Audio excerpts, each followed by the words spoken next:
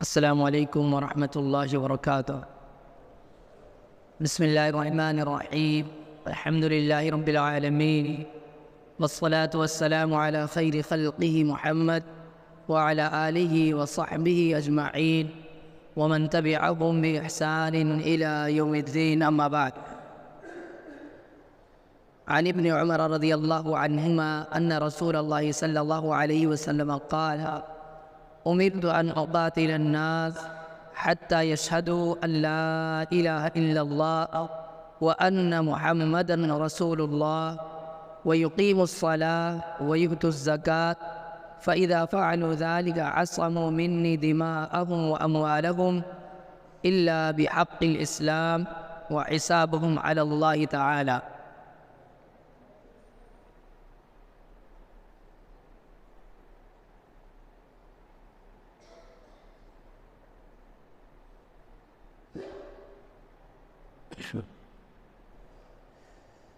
ہر قسم کی تعریف و توصیف، کبریائی، بڑائی، حمد و ثنا اللہ سبحانہ تعالیٰ کے لیے لائق و زیبا ہے، جس نے ہم سب کو پیدا کیا، بے شمار نعمتوں سے نوازا ہے اور نوازتے رہتا ہے۔ درود و سلام ہو تمام انبیاء کرام پر، خصوصاً نبی آخر الزماں، ہمارے پیارے نبی رحمت للعالمین محمد رسول اللہ صلی اللہ علیہ وسلم پر۔ محترم دینی بھائیوں، بزرگوں، نوجوان ساتھیوں، عزیز بچوں اور اسلامی ماں اور بہنوں، اربعین نووی کی شرح کا یہ سلسلہ اللہ کی توفیق سے چل رہا ہے، اور آج 8ویں حدیث آپ لوگوں کے سامنے پڑھی گئی۔ راوی حدیث عبداللہ ابن عمر رضی اللہ تعالیٰ عنہما ہے۔ کہتے ہیں کہ رسول اللہ صلی اللہ علیہ وسلم نے فرمایا، اللہ کے رسول نے فرمایا، کیا فرمایا؟ امرت ان اقاتل الناس حتی یشہدوا ان لا الہ الا اللہ۔ امرت، مجھے حکم دیا گیا ہے۔ کس نے حکم دیا؟ اللہ کے رسول کو کون حکم دے گا؟ اللہ سبحانہ وتعالی۔ اگر نبی کہے کہ مجھے حکم دیا گیا، یا صحابہ کہے کہ ہمیں حکم دیا گیا، تو کون حکم دینے والا کون ہوگا؟ جی، اللہ سبحانہ وتعالی یا اللہ کے رسول صلی اللہ علیہ وسلم۔ اچھا، حکم کس کو بولتے ہیں؟ حکم دیا گیا۔ حکم میں یہ چیز ضروری ہے کہ جو آرڈر دے، جو حکم دے، وہ جس پر حکم چلا رہا ہے اس سے بالا و برتر ہو، برابری والی بات نہ ہو۔ ہم دو ساتھی ہیں، دوست ہیں، ایک ساتھ رہتے ہیں، اس نے مجھے کچھ کہا، میں نے اسے کچھ کہا، وہ حکم نہیں ہوتا ہے۔ لیکن والد صاحب اگر مجھ سے کچھ کہیں تو عمر میں وہ بڑے ہیں، ان کا کیا ہوتا ہے؟ پھر وہ حکم ہو جاتا ہے۔ حکم کے اندر اس بات کی گنجائش نہیں رہتی کہ آدمی چاہے کرے یا نہ کرے، وہ آرڈر ہوتا ہے۔ کیا ہوتا ہے؟ وہ آرڈر ہوتا ہے، اس کو کرنا ہی کرنا ہے۔ جیسے حکومت کی طرف سے کسی بات کا آرڈر آ جائے کہ آپ کو ایسے کرنا ہے۔ ہم لوگ لاک ڈاؤن اور کرونا کے پیریڈ میں کتنے سارے احکامات آتے رہتے تھے، نئے نئے احکامات آتے رہتے تھے، ہمیں ماننا ہوتا تھا۔ گورنمنٹ جیسے جیسے احکامات جاری کرتی تھی، ہمیں اس کا پالن کرنا ہوتا تھا۔ تو حکم کے اندر یہ چیز ہوتی ہے۔ ایک چیز ہوتی ہے گزارش کرنا، اس میں بھی کہا جاتا ہے۔ ایک ہوتا ہے مانگنا، دعا کرنا ہے۔ جیسے ہم اللہ سبحانہ تعالیٰ سے کوئی چیز مانگتے ہیں، ہم چھوٹے ہیں، چھوٹے بڑوں سے دعا کرتے ہیں، مانگتے ہیں۔ برابری کا آدمی گزارش کرتا ہے۔ کیا کرتا ہے؟ گزارش کرتا ہے۔ اور بڑا جو ہوتا ہے وہ چھوٹے پہ کیا کرتا ہے؟ حکم چلاتا ہے۔ اللہ کے نبی صلی اللہ علیہ وسلم فرما رہے ہیں، امرتو، مجھے حکم دیا گیا ہے۔ ظاہر سی بات ہے، اللہ کے رسول صلی اللہ علیہ وسلم کو صحابہ کسی بات کا حکم دے سکتے تھے؟ صحابہ کسی بات کا حکم دیں گے؟ نہیں۔ کس نے حکم دیا؟ اللہ سبحانہ تعالیٰ۔ کس بات کا حکم دیا؟ ان اقاتل الناس، حتی یشہدوا ان لا الہ الا اللہ وان محمد رسول اللہ. اس بات کا مجھے آرڈر ہے کہ میں لوگوں سے مقاتلہ کروں.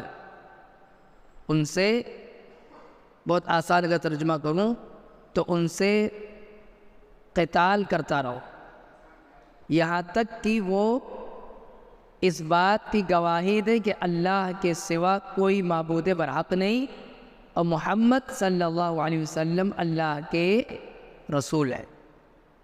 محمد صلی اللہ علیہ وسلم اللہ کے رسول. جب تک اس بات کی گواہی نہ دے میں ان سے قتال کرتا رہوں. کیا کرتا رہوں؟ قتال کرتا رہوں یا قتل کرتا رہوں. قتل کرتا رہوں کہ قتال کرتا رہوں.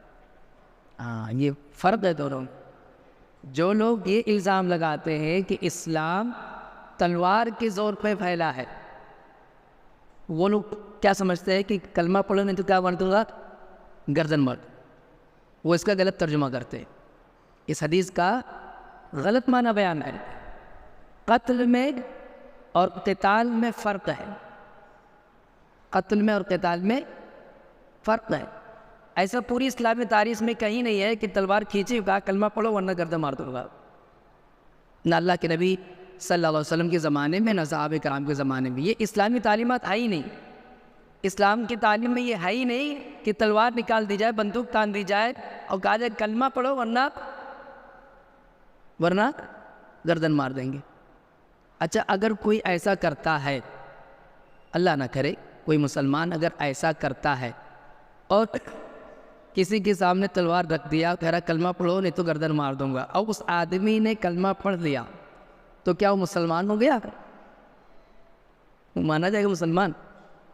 کیوں نہیں مانا جائے گا؟ یہ دل سے تھوڑی نہ پڑھے گا. وہ تو جان بچانے کے لیے پڑھ رہا ہے نا. اسلام میں آنے کے لیے ضروری ہے نا کہ دل کی سچائی کے ساتھ آدمی کلمے کا اقرار کرے. اگر جھوٹ کا پڑھ رہا ہے تو مانا جائے مسلمان. تب تو منافقین بھی پڑھتے تھے. جھوٹ کا تو منافقین بھی کلمہ پڑھتے تھے نا. وہ نہیں مانا گیا، وہ مانا ہی نہیں جائے گا. تو کیا اللہ کے رسول صلی اللہ علیہ وسلم کو اس بات کا حکم دیا گیا کہ آپ لوگوں کو تلوار دکھا کے کلمہ پڑھائے، جھوٹ کا کلمہ پڑھائے؟ اس بات کا اللہ تعالیٰ حکم دے گا؟ یہ اللہ تعالیٰ یہ چاہے گا کہ لوگ سچ میں کلمہ پڑھیں. اللہ تعالیٰ کیا چاہے گا؟ کہ لوگ سچ میں دل سے کلمہ پڑھیں نا. تو جو لوگ اسلام کو بدنام کرنا چاہتے ہیں، مسلمان کو بدنام کرنا چاہتے ہیں، علم ہو تو ایسا نہیں کہیں گے. یا تو جانتے بوجھتے ہوئے ایسا کرتے ہیں، اپنے نفس پرستی میں مبتلا ہو کر، دشمنی میں، عناد میں، اور یا پھر انہیں علم ہی نہیں کہ اس کا ترجمہ کیا ہے، اس کا معنی کیا ہے. قتال کا معنی ہوتا ہے کہ کسی مسئلے پر کسی کے سامنے ڈٹے رہنا یہاں تک کہ وہ آدمی اس بات کو مان لے، تب تک ڈٹے رہنا. ٹھیک ہے، نہیں ماننا تو کوئی مسئلہ ہے، ہم پیچھے نہیں ہٹیں گے، ہم کہتے رہیں گے لا الہ الا اللہ، ہم لگاتار کہتے رہیں گے. آپ مانتے ہو ویلکم ہے، نہیں مانتا تو قتل نہیں کر دیں گے، ماریں گے نہیں آپ کو. لیکن آپ چاہو کہ ہم یہ کہنا بند کر دیں تو یہ نہیں ہوگا،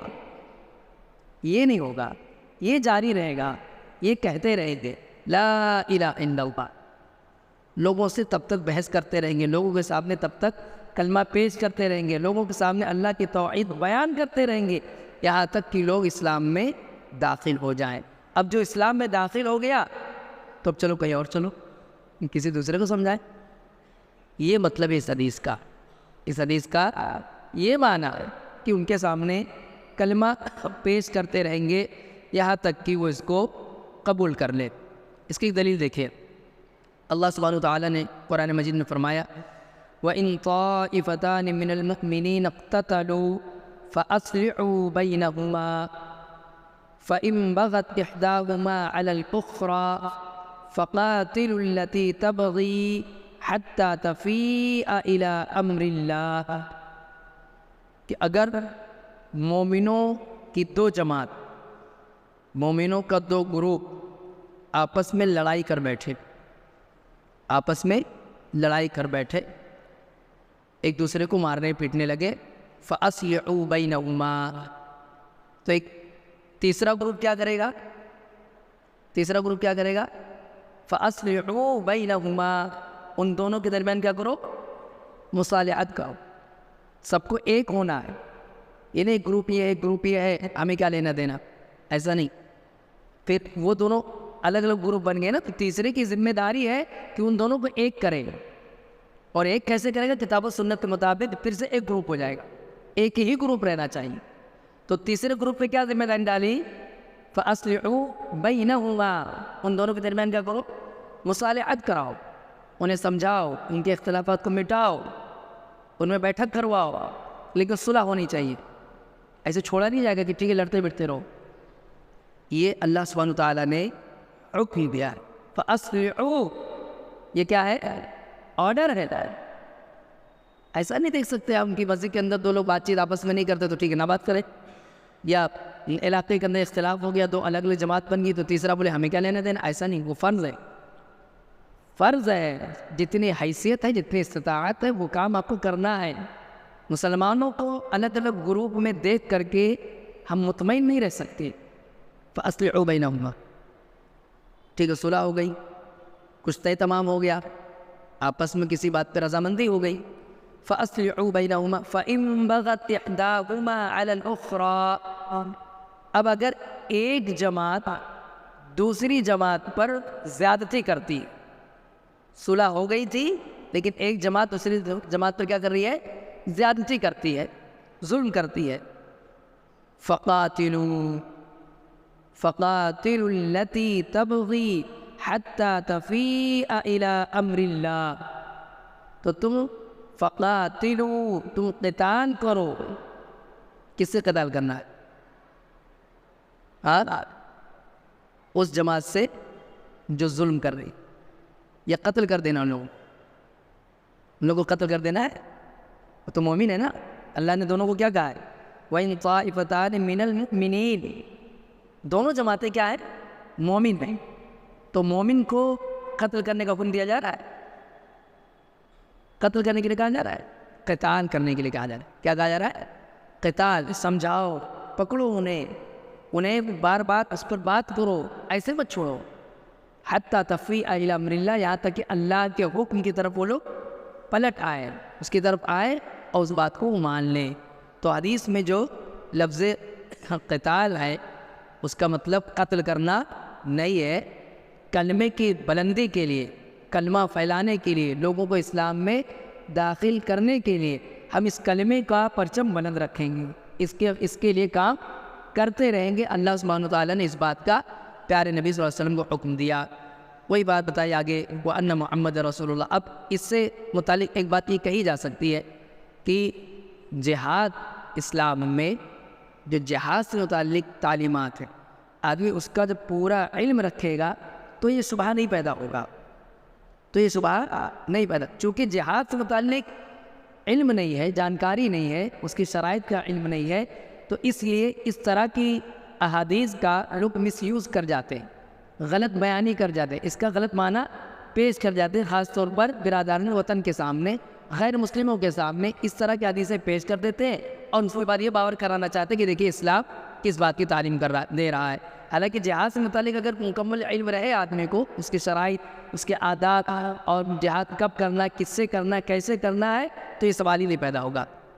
بہرکیف اللہ سبحانہ وتعالیٰ پیارے نبی صلی اللہ علیہ وسلم نے بتایا وَأَنَّ مُحَمَّدَ رَسُولُ اللَّهِ، کلمے کا اقرار کرے. وَيُقِيمُ الصَّلَاةَ، اور نماز پڑھنے لگے. کیا کرنے لگے؟ نماز پڑھنے لگے. کلمہ پڑھنے والا اگر نماز نہیں پڑھتا ہے تو بھی اس سے بحث و مباحثہ جاری رہے گی، اس کو بھی نہیں چھوڑ سکتے. ایک آدمی بے نمازی، سرے سے بے نمازی، اللہ تعالیٰ معاف فرمائے، اس میں ہم سب کوتاہ ہو گئے ہیں اور اتنا توجہ نہیں دے پاتے جتنا دینا چاہیے. حالانکہ ضروری ہے کہ ہم سب کی کوتاہی ہے، لیکن ایک بے نمازی ہمارے علاقے میں رہتا ہے، ہمارے آس پاس رہتا ہے، ہم آنکھیں بند کر کے جی لیتے ہیں، آنکھیں بند کر کے جی لیتے ہیں. یہ غیرت کے خلاف ہے، یہ خودداری کے خلاف ہے، یہ اسلام کی تعلیمات کے تعلق سے ہماری بیداری کے خلاف ہے. اس پر کام ہونا چاہیے. وہی الزکاۃ، اور زکوٰۃ ادا کرے. کیا کرے؟ زکوٰۃ ادا کرے. اگر کوئی آدمی زکوٰۃ نہیں ادا کرتا ہے تو اس پر بھی گرفت کی جائے گی. اسی لیے ابو بکر صدیق رضی اللہ تعالیٰ عنہ نے تلوار اٹھا لی تھی. کن کے خلاف؟ جنہوں نے زکوٰۃ دینے سے منع کر دیا تھا کہ ہم زکوٰۃ نہیں دیں گے. تلوار اٹھا لی تھی کہ ایسے کام نہیں چلے گا. آپ ان کو سمجھایا، ان کو بتایا. اور اگر سرے سے منکر ہو گیا، یعنی وہ اسلام کی اس رکن کا وہ انکار کر بیٹھا کہ میں مانتا ہی نہیں ہوں زکوٰۃ، تو اب وہ اسلام سے ہی خارج ہو جائے گا. اب ایسی صورت میں جب وہ اسلام سے خارج ہو گیا تو گویا اس نے اسلام قبول کر کے پھر مرتد ہو گیا. کیا ہو گیا؟ وہ مرتد ہو گیا. اور مرتد کی سزا اسلام میں کیا ہے؟ قتل کرنا. اس لیے ابو بکر صدیق رضی اللہ تعالیٰ نے تلوار اٹھا لی کہ اگر مرتد ہو جائے گا تو کیا کرتے ہیں؟ قتل کرنے. ورنہ کسی کو قتل نہیں کیا کہ تو زکوٰۃ کیوں نہیں دے رہا ہے، تجھے قتل کر دوں گا، ایسا نہیں ہوا. جس نے انکار کر دیا مجھے زکوٰۃ دینی ہی نہیں ہے، میں نہیں مانتا کہ اسلام کا رکن ہے، اس کے خلاف تلوار چلی. لیکن جو مان گئے، جنہیں سمجھایا بتایا، جو صحیح راستے پر آئے ان کے ساتھ کوئی مسئلہ نہیں ہوا. بیٹھے اللہ سبحانہ پیارے نبی صلی اللہ علیہ وسلم نے بتایا فَإِذَا فَعَلُوا ذَلِكَ، جب لوگ ایسا کریں، عَصَمُوا مِنِّي دِمَاءَهُمْ وَأَمْوَالَهُمْ، تو اب ان کا خون، ان کا مال یہ محفوظ ہو گیا، یہ محفوظ ہو گیا.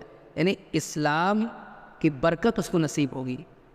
اب مسلم علاقے میں، مسلم حکمرانی میں اس کی سیفٹی رہے گی، اور اسے اب اس کو کوئی بھی جانی یا مالی نقصان نہیں پہنچے گا. الا بحق الاسلام، سوائے اسلام نے جو حق دیا ہے، اسلامی حق کی وجہ سے اس کی جان جا سکتی ہے. کیا مطلب اسلامی حق کی وجہ سے؟ اسلام کا ایک نظام ہے، اگر کسی نے کسی کو جان بوجھ کے قتل کیا ہے تو اسلام کا ایک نظام کیا ہے کہ اگر مقتول کے ورثہ، یعنی جس کا قتل ہوا ہے، اس کے جو بچے ہیں، جو اس کے ورثہ ہیں، وہ اگر دیت لینے پہ راضی نہیں ہے اور معاف کرنے کے لیے تیار نہیں ہے، 3 آپشن ہے. معاف کر دیتے ہیں تو کوئی عرض کی بات نہیں، ثواب کا کام ہے، رغبت دلائے گی کہ معاف کر دو. دیت لے لو، 100 اونٹ. کتنے؟ 100 اونٹ. 3 الگ الگ کیٹیگری کے 100 اونٹ دے دیں اور اس آدمی کو معاف کر دیں، چھوڑ دیں. لیکن اگر کوئی راضی نہیں ہوا، دونوں شکلوں پر اگر ورثہ راضی نہیں ہے تو کیا کر دیں گے؟ قتل کر دیں گے. اسلام نے حق دیا. ایک مسلمان کے خون کی یہ قیمت ہے کہ اگر اسے کسی نے قتل کر دیا ہے تو اسلامی حکومت جہاں ہے، جہاں اسلامی نظام چلتا ہے، وہاں پر پھر اس قاتل کو قتل کیا جائے گا. ایک مسئلہ ہو جانے، ورثہ میں سے مان لو کسی کا قتل ہوا، اس کے ورثہ 10 لوگ ہیں. کتنے ہیں؟ 10 لوگ ہیں، اور 9 لوگ تیار ہیں. 9 لوگ تیار ہیں کہ ٹھیک ہے ہمیں دیت دے دو، ہمیں دیت دے دو، 100 اونٹ دے دو یا 100 اونٹ کی قیمت دے دو. ایک منع کر رہا ہے، کہہ رہے نہیں میں قتل کروں گا، مجھے قصاص چاہیے، تو بھی کیا ہوگا؟ قتل کیا جائے گا، اس کو قتل کیا جائے گا. ایک وارث بھی منع کر دیتا ہے. تو اسلام نے جو نظام دیا ہے، اس نظام کے تحت اس کو جان کا یا مال کا نقصان ہوگا. مسلمانوں کا جو آپس میں ایک نظام، ایک قانون جو چلے گا. کسی نے کسی کا دانت توڑ دیا، قاضی کے پاس جب کیس جائے گا تو قصاص میں اس کا دانت توڑ دیا جائے گا، الا یہ کیوں معاف کرنے، وہ کیا کر دے؟ جس کا دانت ٹوٹا ہے وہ خود ہی معاف کر دے. ایسا ایک بہت پیارا ایک واقعہ ہے کہ اللہ کے نبی صلی اللہ علیہ وسلم کے زمانے میں ایک خاتون تھی، تو ان کی کسی سے لڑائی ہو گئی، اور اس لڑائی میں اس عورت کا دانت ٹوٹ گیا. تو معاملہ اللہ کے نبی صلی اللہ علیہ وسلم کے پاس آیا کہ اللہ کے نبی اس نے دانت توڑا ہے، اب قصاص میں ان کا بھی دانت توڑا جائے. اس صحابیہ کے جن سے یہ ہوا تھا، ان کے بھائی بھی مجلس میں موجود تھے. تو ان کے بھائی نے کہا کہ اللہ کے رسول نے کہا کہ دانت توڑا جائے گا، وقت دیا جاتا ہے کل یا جو بھی وقت دیا گیا ہو. تو صحابی رسول نے کہا کہ اللہ کی قسم نہیں توڑا جائے گا. صحابی رسول نے کہا اللہ کی قسم نہیں توڑا جائے گا. یہ صحیح بخاری کا واقعہ ہے, سنا ہوگا آپ نے پہلے. تو ان کو اتنا یقین تھا اس بات پر کہ صبح تک یا جب بھی وہ موقع آئے گا کہ دانت توڑا جائے, اس سے پہلے اللہ تعالیٰ ان کے دل میں رحم ڈال دے گا. کئی لوگ معاف کرنے کے لیے تیار ہو جائے گی. اللہ کے رسول کے سامنے انہوں نے قسم کھا کے کہی کہ اللہ کا قسم نہیں توڑا جائے گا. اور پھر وہی ہوا. دوسرے دن یا جب وہ موقع آیا تو وہ لوگ راضی ہو گئے. انہوں نے کہا جانے ہم نے معاف کر دیا. ہم نے کیا کر دیا؟ معاف. اللہ کے نبی صلی اللہ علیہ وسلم نے کہا کہ اللہ کے بندوں میں ایسے لوگ بھی ہیں کہ اگر وہ قسم کھا لے, لو اقسم علی اللہ لابرہ, کہ اگر وہ قسم, اتنے نیک, اتنے متقی اور اتنا اللہ کے یہاں یعنی اللہ کے یہاں اتنا پیارے کہ اگر وہ قسم کھا لے کسی بات کی تو اللہ تعالیٰ ان کی قسم کی لاج رکھ لیتا. اللہ ان کی قسم کی لاج رکھ لیتا. اللہ ان کی قسم پوری کر دیتا. دیکھیں کتنی بڑی ٹینشن کی بات تھی. لیکن آدمی تقویٰ, طہارت, نیکی کے ذریعے اس مقام کو پہنچ جاتا ہے کہ پھر وہ جو اپنے رب کے سامنے کہتا ہے اللہ تعالیٰ اس کی عزت رکھ لیتا ہے, اس کی لاج رکھ لیتا ہے. ایک مقام ہے جو ہمیں حاصل کرنا چاہیے. بہرکیف ایسے ایک واقعہ اور ہے, اس میں ایسا تھا ایک صاحب نے کیس کیا اللہ کے نبی صلی اللہ علیہ وسلم کے پاس آ کر کے کہ اس نے میرا دانت توڑ دیا ہے. تو اللہ کے رسول صلی اللہ علیہ وسلم نے, اب جب معاملہ آ گیا کہ اس نے میرا دانت توڑ دیا ہے تو یہ ہے کہ اس کی تحقیق کی جائے, اگر وہ مجرم ہے تو اس کا بھی دانت توڑا جائے. تو آدمی کہنے لگا کہ میرا دانت توڑنے کا کوئی ارادہ نہیں تھا, میرا دانت توڑنے کا کوئی ارادہ نہیں تھا. وہ اصل میں جس نے کیس کیا تھا وہ اپنے غلام کو مار رہے تھے. کیا کر رہے تھے؟ مار رہے تھے. اور مارتے مارتے انہوں نے اس کا ہاتھ چبانے لگے غصے میں آ کر کے, جس کو دانت کاٹنا بولتے. تو وہ اتنی تیزی سے اس نے کھینچا ہاتھ کہ ان کا دانت نکل آیا. اتنی تیزی سے ہاتھ کھینچا ان کا دانت وہاں سے نکل آیا. تو اس پر قصاص نہیں کیا اللہ کے نبی سے. اس پر قصاص میں ان کا دانت تو ٹھیک ہے ٹوٹ گیا, لیکن اس نے اپنا ہاتھ بچایا ہے. ہاتھ تو وہ چبا رہے تھے نا, اس نے کیا کیا؟ اپنا ہاتھ بچایا. دیکھیے یہ ڈیفینس میں ٹوٹ رہا ہے, اپنی سیفٹی میں گیا نا. تو اللہ کے نبی صلی اللہ علیہ وسلم نے احساس نہیں دلوایا, کہا نہیں یہ حد ہے, مطلب یہ اس پر کچھ نہیں ہوگا. تو الا بحق الاسلام, اسلام کا جو نظام ہے اس نظام میں اگر آدمی آئے گا تو جہاں جو سزا رکھی گئی ہے وہ سزا اس پر لاگو ہوگی, ورنہ وہ سیف ہے, مکمل محفوظ ہے. وَحِسَابُهُمْ عَلَى اللَّهِ تَعَالَى, اور اس کا حساب اللہ سبحانہ وتعالیٰ پر ہے. کیا مطلب؟ آدمی جو اعمال انجام دیتا ہے, جو بھی عمل کرتا ہے, حساب کتاب اللہ کے حوالے ہے. رسول اللہ صلی اللہ علیہ وسلم تک جو بات پہنچے گی, جو کیس آئیں گے, جو باتیں سنائی جائیں گی, اس کے حساب سے اللہ کے رسول کوئی فیصلہ لیں گے. بقیہ تم کیا اعمال کرتے ہو وہ سب کس کے حوالے ہے؟ اللہ سبحانہ وتعالیٰ کے حوالے ہے وہ. یہ حدیث نمبر 8 تھی جو آپ لوگوں کے سامنے پیش کی گئی.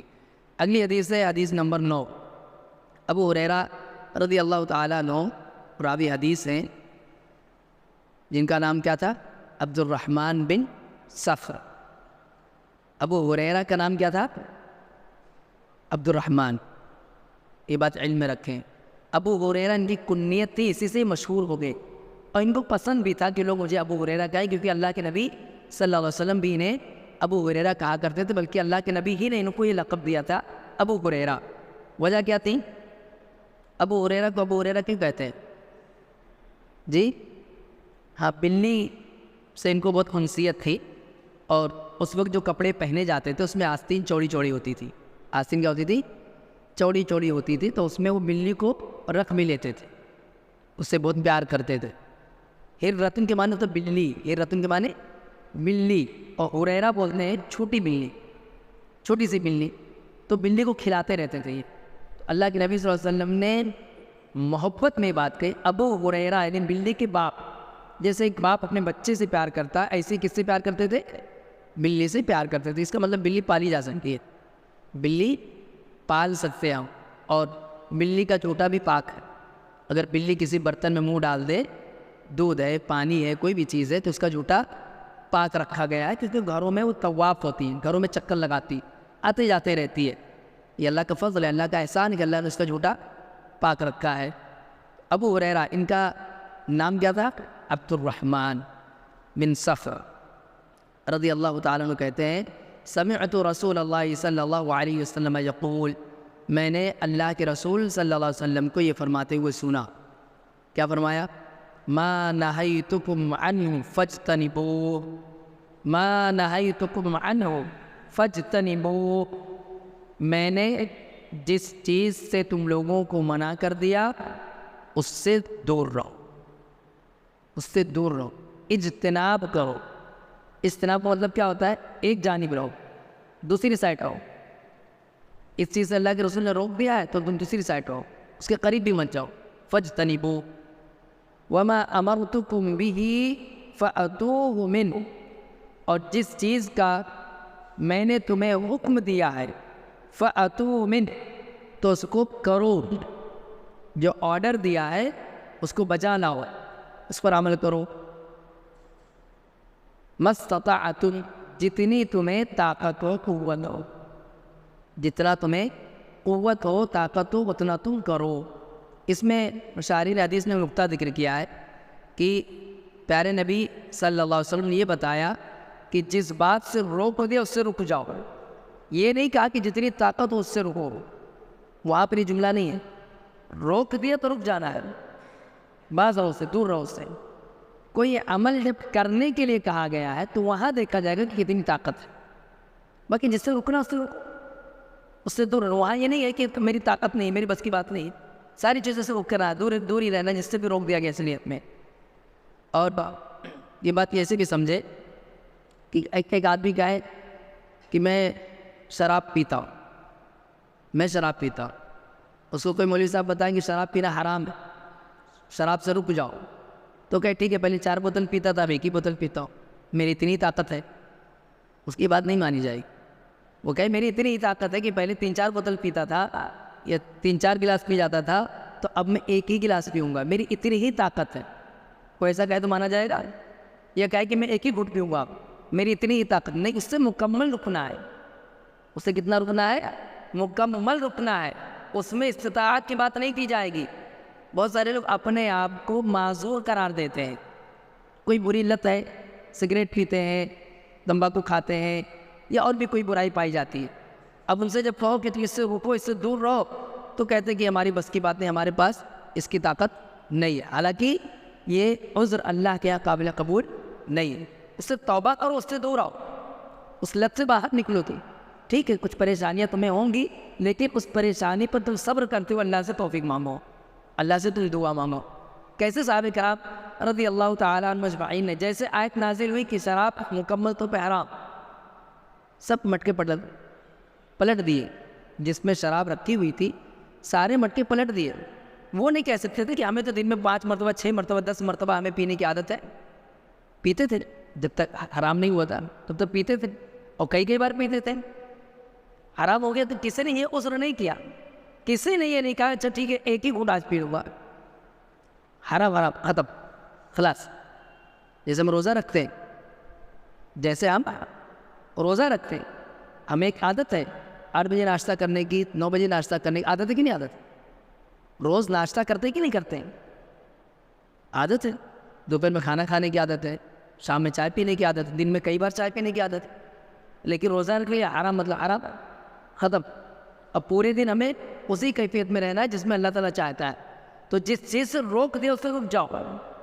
اس میں یہ عذر بیان کرنا کہ میری اتنی ہی طاقت ہے، یہ جائز درست نہیں ہے، بلکہ یہ کہنا یہ زیادہ خطرناک ہے. ایسے ہی آدمی نہ رک پائے، اللہ معاف کرے اس کے لیے، کوئی کسی برائی سے نہیں رک پائے، لیکن اس کے لیے عذر تلاش کرنا، اس کے جائز قرار دینے کی کوشش کرنا، یہ تشریع کرنا ہے.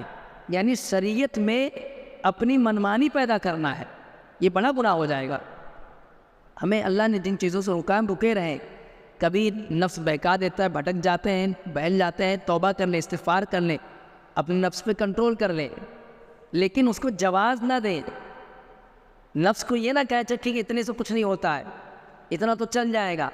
جب ایسا کہہ کے کریں گے تو کبھی توبہ نہیں کر پائیں گے، پھر توبہ کی توفیق نہیں ملے، کیونکہ آپ نے خود ہی اس کو جواز دے دیا نفس کو. آگے اللہ نے کہا کہ جتنی استطاعت ہو اتنا کرو. نماز کا حکم دیا ہے، جیسے مکمل اس کی شکل ہے ویسی نماز پڑھنی ہے.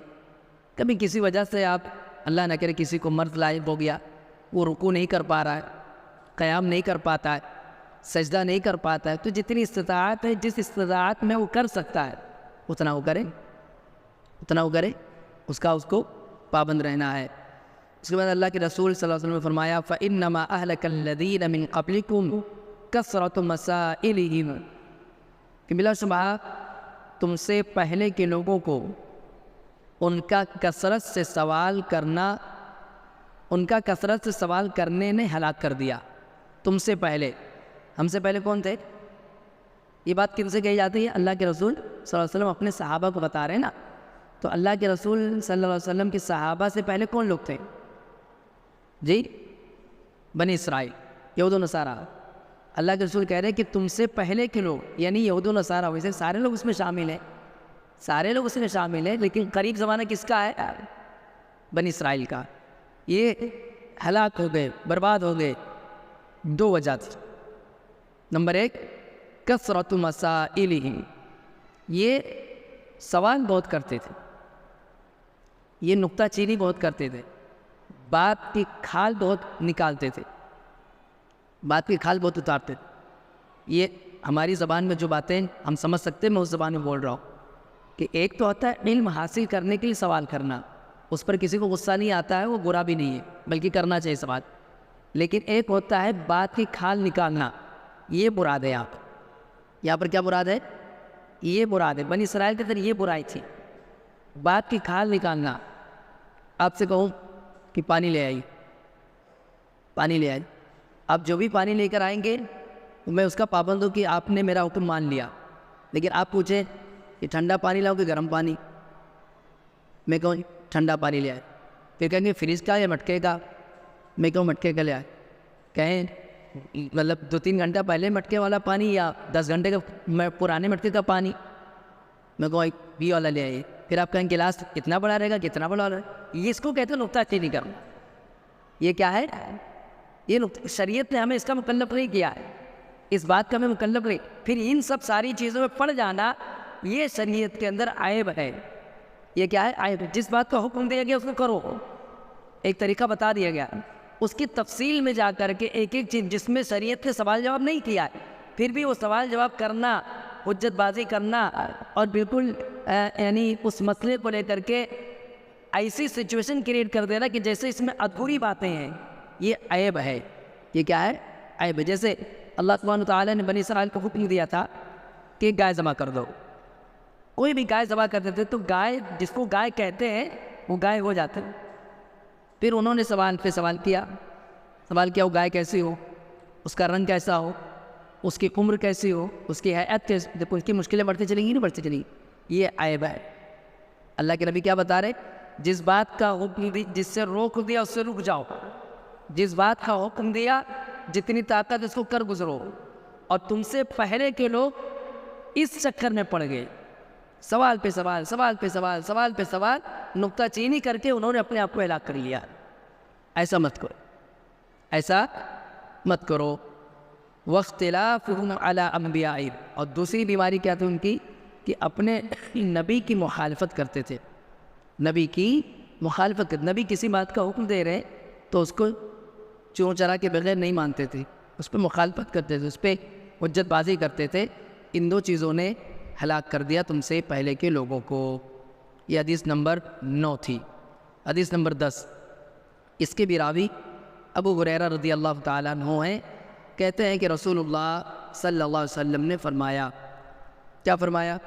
ان اللہ تعالی طیب، بلا شبہ اللہ تعالیٰ طیب ہے. اللہ تعالیٰ کیا ہے؟ طیب ہے. طیب کا مطلب پاک. طیب کے معنی یہاں بیان کیے گئے ہیں. طیب بمعنی طاہر منزہ عن النقائص، کمیوں سے پاک، عیب سے پاک، اور جسے کوئی کوئی گندگی لاحق نہ ہو، کوئی خرابی لاحق نہ ہو. اللہ تعالیٰ ایسا ہے. اللہ میں کوئی کمی نہیں، کوئی عیب نہیں، اللہ کے تعلق سے عیب دار کوئی بات نہیں، کوئی کام نہیں۔ فَهُوَ عَزَّ وَجَلَّ طَيِّبٌ، اللہ عز و جل پاک ہے، فی ذاتہ، اس کی ذات میں، اللہ جیسا ہے پاک ہے، اللہ میں کوئی عیب نہیں۔ وفی اسمائہ، اللہ کے اسماء، اللہ کے جو نام ہیں، جو پیارے پیارے نام ہیں، اللہ تعالیٰ کے کوئی نام عیب دار نہیں، اللہ کے ناموں میں کوئی عیب نہیں۔ وفی صفاتہ، اللہ کے جو صفات ہے اللہ اس میں بھی بے عیب ہے۔ وفی احکامہ، اس کے احکام میں اللہ تعالیٰ نے جو حکم دیا ہے اس کا حکم عیب سے پاک ہے، کسی حکم میں کوئی عیب نہیں ہے، کوئی آرڈر اللہ کی طرف سے ہو اور اس میں ہم کہیں یہ دیکھیں کہ یہ چیز ایسی نہیں، ایسی ہوتی تو زیادہ اچھا تھا، ایسا بالکل نہیں۔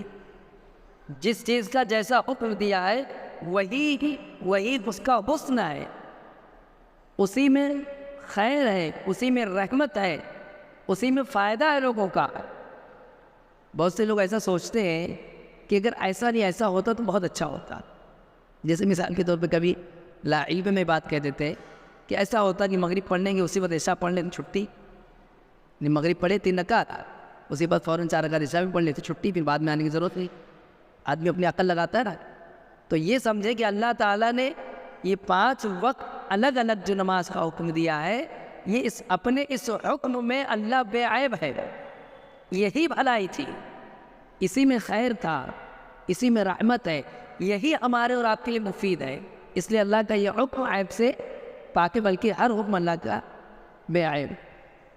تو جب ہم کہیں گے ان اللہ طیب، اللہ تعالیٰ پاک ہے، تو اللہ پاک ہے اپنی ذات میں، اپنے اسماء و صفات میں، اپنے احکام میں، اللہ کا جو حکم ہے بے عیب ہے۔ اللہ تعالیٰ نے وراثت کا ایک سسٹم رکھا، ایک نظام رکھا ہے، اس میں بیٹی کا ڈبل ملتا ہے کس کو؟ بیٹے کو۔ اب بہت سارے لوگ جو دنیا دارانہ ذہن رکھتے ہیں اس کو اس چشمے سے بھی دیکھتے ہیں کہ یہ تو غلط ہے، بیٹی اور بیٹے میں فرق کیا جا رہا ہے، نہیں دکھنے میں تو اسی دکھتا ہے، تو وہ سمجھیں گے کہ ایسا نہیں ہونا، ایکوالٹی ہونی چاہیے، برابری ہونی چاہیے، بیٹی اور بیٹے میں فرق کیوں؟ بیٹی اور بیٹے میں فرق ہے، حالانکہ حکم کس کا ہے؟ یوصیکم اللہ فی اولادکم للذکر مثل حظ الانثیین، یہ اللہ کا حکم ہے نا، تو اللہ تعالیٰ اپنے حکم میں بے عیب ہے، طیب ہے، پاک ہے، ثابت کرو کیسے پاک ہے؟ پورے اسلامی نظام میں عورتوں پر خرچ کی ذمہ داری کہیں نہیں، پوری لائف میں خرچ کی ذمہ داری عورت پر کہیں نہیں۔ بیٹی ہے کون خرچہ اٹھائے گا؟ بولو، باپ، اگر باپ نہیں تو کون خرچہ اٹھائے گا؟ بھائی، بھائی نہیں تو کون خرچہ اٹھائے گا؟ چچا۔ بالغ ہو گئی ہے، نکاح ہوگا کہ نہیں ہوگا؟ نکاح ہوا، کون خرچہ اٹھائے گا؟ شوہر۔ اولاد ہوئی، ماں باپ کی خدمت فرض ہے کہ نہیں؟ ان پہ خرچ کرنا فرض ہے کہ نہیں فرض؟ اب دیکھیے اس کے طرف وہ باپ بھی ہے، باپ کی وراثت میں حصہ ملے گا، شوہر ہے، شوہر کے وراثت میں بھی حصہ ملے گا، اور بیٹے کو تو مکلف ہی کر دیا ہے کہ اپنے ماں کی خدمت کرو۔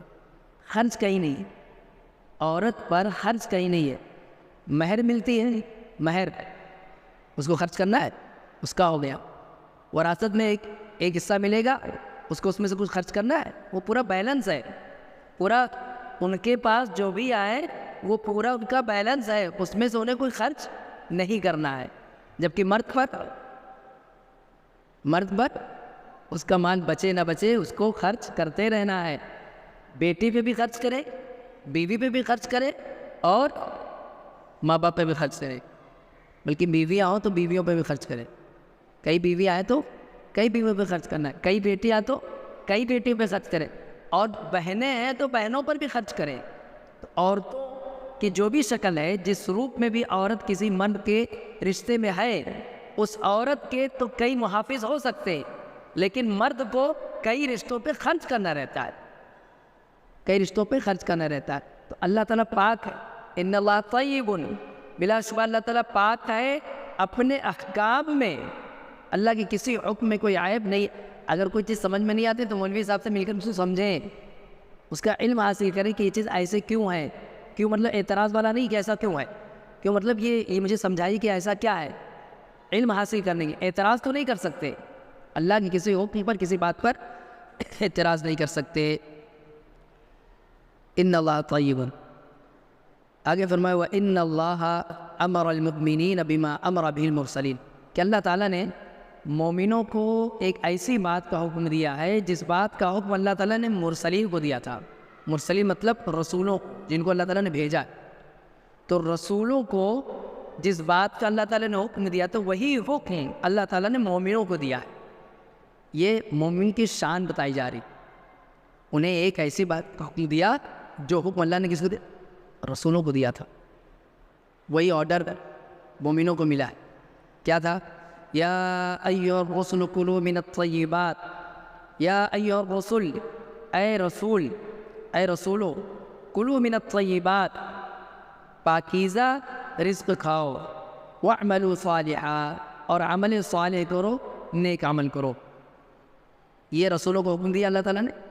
اب ایسا ہی حکم اللہ تعالیٰ نے مومنوں کو دیا ہے. کہاں؟ یا ایھا الذین آمنوا کلوا من الطیبات, اے ایمان والو طیبات میں سے کھاؤ. رسولوں سے کیا کہا؟ کلوا من الطیبات. مومنوں سے بھی کیا کہا؟ کلوا من طیبات. ایک جیسا حکم ہے کہ نہیں؟ تو یہ وہی ہو جو رسولوں کو دیا تھا اللہ تعالیٰ نے مومنوں کو دیا. سکھ جی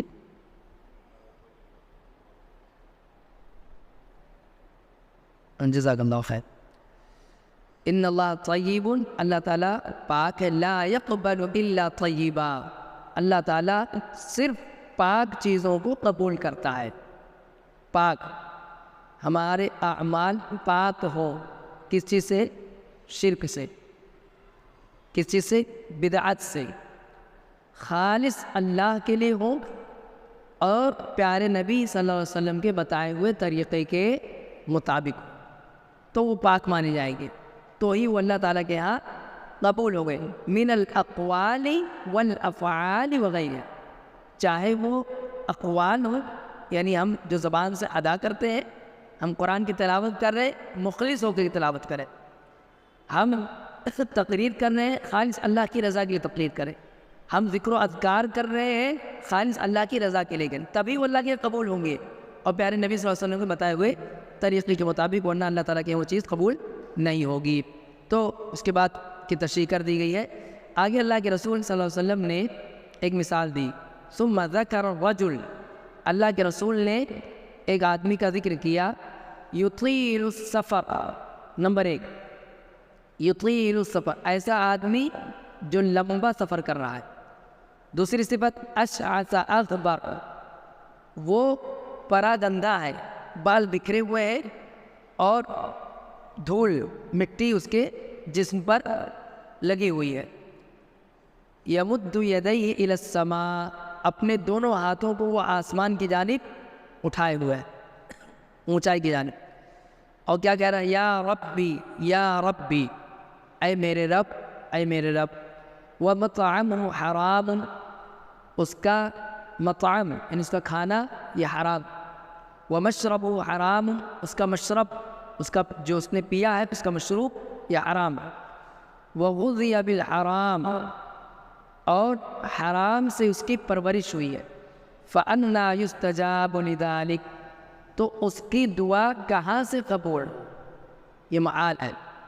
حدیث کے اس ٹکڑے میں آپ غور کریں کہ اللہ کے نبی صلی اللہ علیہ وسلم نے بتایا یطیل السفر, سب لمبے سفر پر ہے. کیسے سفر پر ہے؟ لمبے سفر پر. آپ نے سنا ہوگا کہ مسافر کی دعا اللہ تعالیٰ قبول کرتا ہے. سفر کی حالت میں رہنا یہ دعا کی قبولیت کے اسباب میں سے ایک سبب ہے. مسافر کی دعا اللہ تعالیٰ قبول کرتا ہے. یہ آدمی مسافر ہے کہ نہیں ہے؟ ایک صفت پائی گئی. دوسری صفت دیکھیں, اشعث اغبر, یہ پراگندہ حال ہے, پریشان حال ہے. پریشان حال آدمی کی دعا اللہ تعالیٰ رد نہیں کرتا, اللہ تعالیٰ اس کی دعا بھی قبول کرتا ہے. کتنی صفت ہو گئی؟ 2 کو.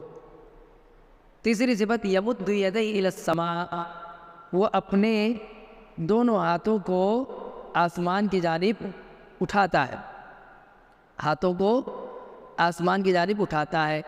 یہ بھی دعا کے قبولیت کے اسباب میں سے ایک سبب ہے، ہاتھ اٹھا کر دعا کرنا۔ اللہ تعالیٰ کو حیا آتی ہے کہ کسی کو خالی ہاتھ لوٹا دے، جیسا کہ اللہ کے رسول صلی اللہ علیہ وسلم نے بتایا، ان اللہ حی کریم یستحیی من عبدہ اذا رفع یدیہ الیہ ان یردہما صفرا، کہ اللہ تعالیٰ کو اس بات سے، اللہ تعالیٰ حی ہے، زندہ ہے اور کریم ہے، اللہ کو اس بات سے حیا آتی ہے کہ اس کا بندہ اپنے دونوں ہاتھوں کو اللہ کی جانب اٹھائے اور وہ اسے خالی ہاتھ لوٹا دے۔ اللہ کو اس بات سے حیا آتی ہے، یعنی اللہ تعالیٰ عطا کرتا ہے۔ یہ آدمی بھی کیا کر رہا ہے؟ اپنے دونوں ہاتھ اٹھا رہا ہے، اور اس کے بعد کیا کہہ رہا ہے؟ یا ربی یا ربی، اے میرے رب، اے میرے رب۔ اللہ کو رب کہنا، رب، یہ بھی دعا کی قبولیت کے اسباب میں سے ہے۔ بہت ساری دعا میں ہم دیکھیں گے ربنا، یہ لفظ آتا کہ نہیں آتا؟ یا ربی، اس طرح کے الفاظ آتے کہ نہیں آتے؟ ربنا ظلمنا انفسنا وان لم تغفر لنا وترحمنا لنکونن من الخاسرین، رب انی ظلمت نفسی، ہے نا؟ تو اللہ کو رب کہنا، یہ اللہ بندوں کی جانب سے اللہ کو جب رب کہا جاتا ہے تو اللہ کو بہت اچھا لگتا ہے۔ یہ آدمی لمبے سفر پر ہے، پریشان حال ہے، دونوں ہاتھ اٹھائے ہوا ہے اور یا ربی کہہ رہا ہے۔ کتنی صفتیں اس کے اندر پائی جاتی ہیں؟ 4۔ دعا کے قبولیت کے چار اسباب اس میں پائے جا رہے ہیں، لیکن پھر بھی اس کی دعا قبول نہیں ہوئی۔ کیوں؟ وجہ کیا ہے؟ جو کھایا ہے حرام، جو پیا ہے حرام کا، اور حدیث کے دوسرے الفاظ میں ملبسو کا بھی لفظ ہے کہ جو پہنا ہے وہ بھی کیا ہے؟ حرام، جو اڑتا ہے وہ بھی کیا؟ حرام، یعنی اس کی کمائی حرام کی، اس کی کمائی حرام کی ہے، حرام طریقے سے کماتا ہے، اس لیے اللہ تعالیٰ اس کی دعا نہیں سنتا ہے۔ تو اس حدیث میں ہمیں اور آپ کو یہ درس دیا گیا کہ ہماری کمائی کا طریقہ حلال ہے۔ کیا ہو؟ حلال ہے۔ ایک تو وہ چیز بھی جو کھائی پی وہ بھی حلال ہو، اور دوسرے حلال چیزوں کو حاصل کرنے کا جو طریقہ کمائی وہ بھی حلال ہے۔ دونوں چیزیں حلال ہونی چاہیے۔ فرق سمجھ رہے؟ ہم حرام کمائی کے ذریعے حلال غذائیں کھائیں، حلال غذائیں کھائیں تو بھی حرام ہے، اور سیرے سے کوئی حرام چیز کھاتے پیتے، شراب پیتا ہے آدمی، کوئی حرام چیز کھاتا ہے تو خیر حرام نہیں ہے۔ دونوں ضروری ہے کہ نہ تو ہم کوئی حلال، نہ تو کوئی ہم حرام چیز کھائے پیے، اور نہ تو ہم حرام کمائی سے کوئی چیز حلال کھائے۔ اگر حلال چیز بھی حرام کمائی سے کھا رہا ہے آدمی تو بھی کیا ہے؟ وہ حرام ہے، اس وعید میں آ جائے گا وہ۔ ایک سوال یہاں کیا جا سکتا ہے کہ اگر کسی کی کمائی حرام کی رہی ہو، کسی کی کمائی حرام کی رہی ہو، جیسے آدمی اپنے کیریئر کا آغاز کرتا ہے، شروعات کرتا ہے، کبھی علم نہیں ہوتا ہے، دین سے اتنا قریب نہیں ہوتا ہے، بینک میں کام کرتا ہے، جاب کرتا تھا، یا کوئی اور ایسا ویسا کام کرتا تھا کہ اس کو پتہ ہے کہ 10 سال 20 سال 25 سال میں نے حرام طریقے سے کمایا ہے، اب احساس ہو رہا، افسوس ہو رہا ہے، کیا کرے گا وہ؟ اس کی دعا اللہ تعالیٰ قبول کرے گا کہ نہیں کرے گا؟ ہاں، اللہ تعالیٰ اس کی دعا قبول کرے گا کہ نہیں کرے گا؟ جی، ان اللہ لا یغفر ان یشرک بہ ویغفر ما دون ذلک لمن یشاء۔ اللہ تعالیٰ شرک کو معاف نہیں کرتا ہے، حالانکہ آپ نے سنا ہوگا کہ اللہ تعالیٰ مشرکوں کی دعا بھی قبول کرتا ہے۔ شیطان کی دعا اللہ تعالیٰ نے قبول کر لی۔ جب شیطان کو جنت سے نکالا گیا تو اس نے دعا مانگی تھی کہ نہیں مانگی؟ کہ میرے رب مجھے مہلت دے، میں ان لوگوں کو بہکاؤں گا، اور ان لوگوں کو دائیں سے بائیں سے آگے کے پیچھے سے آ کر کے کیا کروں گا؟ تو بہکاؤں گا، مجھے الی یوم یبعثون، قیامت تک کے لیے مجھے کیا دے؟ مہلت دے۔ اللہ تعالیٰ نے اس کی بھی دعا قبول کر لی۔ تو اس حدیث کا مطلب کیا پھر ہوا؟ اس حدیث کا مطلب یہ ہے کہ اگر آدمی حرام کمائی میں مبتلا ہے تو وہ یہ سمجھے کہ وہ دعا جو آسانی سے اللہ کے یہاں قبول ہوتی تھی اس پہ اس نے بینڈ لگا رکھا ہے. اب وہ چاہتا ہے کہ اللہ کیا دعا قبول ہو تو پہلے توبہ کرے. پہلے کیا کرے؟ وہ توبہ کرے، پچھلے سارے جو اس کے ایام گزرے ہیں اس پر اللہ سے معافی مانگے، اپنی کمائی کا حلال طریقہ اختیار کرے. اللہ تعالیٰ اس کی دعا قبول کرنے لگے گا. اللہ تعالیٰ اس کی دعا قبول کرنے لگے گا. اللہ تعالیٰ کا وعدہ، اللہ ہر گناہ معاف کرنے کے لیے تیار، ہر گناہ. یہاں تک کہ ہمیں کنفیوژن میں نہیں رہنا چاہیے. اگر آدمی شرک اور کفر سے توبہ کرتا ہے تو کیا اللہ اس کو توبہ قبول کرے گا کہ نہیں کرے گا؟ اللہ وہ بھی توبہ قبول کرے گا. یہ جو آیت پڑھی جاتی ہے کہ ان اللہ لا یغفر ان یشرک بہ، کہ بلا شبہ اللہ تعالیٰ شرک کو معاف نہیں کرے گا. یعنی اگر آدمی توبہ کیے بغیر مر گیا تو اب اللہ تعالیٰ معاف نہیں کرے گا. اور اس کے علاوہ جو گناہ ہے، یعنی اس سے چھوٹے جو گناہ ہیں، وہ اللہ کی مرضی پر ہے. اس کا مطلب نہیں کہ وہ معاف کر دے گا. ان اللہ لا یغفر ان یشرک بہ ویغفر ما دون ذلک لمن یشاء. اس کے علاوہ اس سے کمتر جو گناہ ہے وہ اللہ معاف کرے گا، لیکن جس کے لیے چاہے. اس میں یہ نہیں بتایا جا رہا کہ اللہ شرک نہیں معاف کرے گا باقی سب معاف کر دے گا. یہ بتایا جا رہا ہے اللہ تعالیٰ شرک معاف نہیں کرے گا، اس کے علاوہ جو گناہ ہے وہ اللہ کی مشیت پر ہے. اللہ جس کے لیے چاہے گا معاف کرے گا، جس کو چاہے گا نہیں معاف کرے گا. اللہ تعالیٰ ہم سب کی حفاظت فرمائے. اس طرح سے یہ 10 حدیث مکمل ہوئی. جو بھی باتیں ذکر کی گئی اللہ تعالیٰ ہمیں اس پر عمل کرنے کی توفیق عطا فرمائے. آمین. تقبل یا رب العالمین. السلام علیکم و رحمۃ اللہ وبرکاتہ.